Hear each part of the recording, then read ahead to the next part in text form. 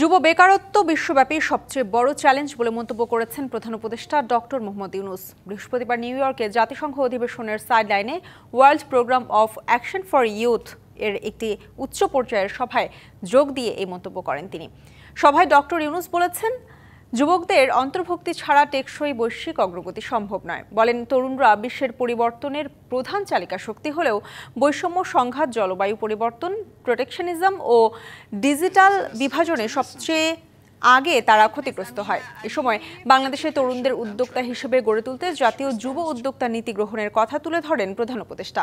এদিকে সাইডলাইনে জাতিসংঘ সদর দপ্তরে ডাচ প্রধানমন্ত্রী ডিক স্কুফের সঙ্গে এক বৈঠকে বাংলাদেশের গ্রামে হিমাগার সুবিধা স্থাপনের জন্য নেদারল্যান্ডসের সহযোগিতা চেয়েছেন প্রধান উপদেষ্টা। এছাড়াও বাংলাদেশের আসন্ন জাতীয় নির্বাচন, অন্তর্বর্তী সরকারের নেয়া সংস্কার কার্যক্রম, মিথ্যা তথ্য ছড়ানোর ঝুঁকি এবং আঞ্চলিক অর্থনৈতিক সংহতির বিষয়েও আলোচনা করেন দুই নেতা।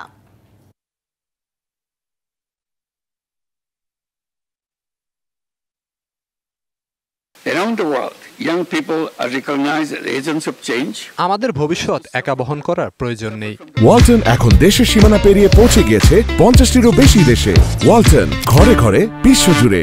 শুধু তরুণদের তাদের প্রাপ্য অংশীদারিত্ব, নিরাপদ পরিসর ও সিদ্ধান্ত গ্রহণে ভূমিকা দিতে হবে। আমি নিশ্চিত তারা নিজেদের জন্য, পৃথিবীর জন্য এবং ভবিষ্যতের জন্য সঠিক পথই বেছে নেবে। Not like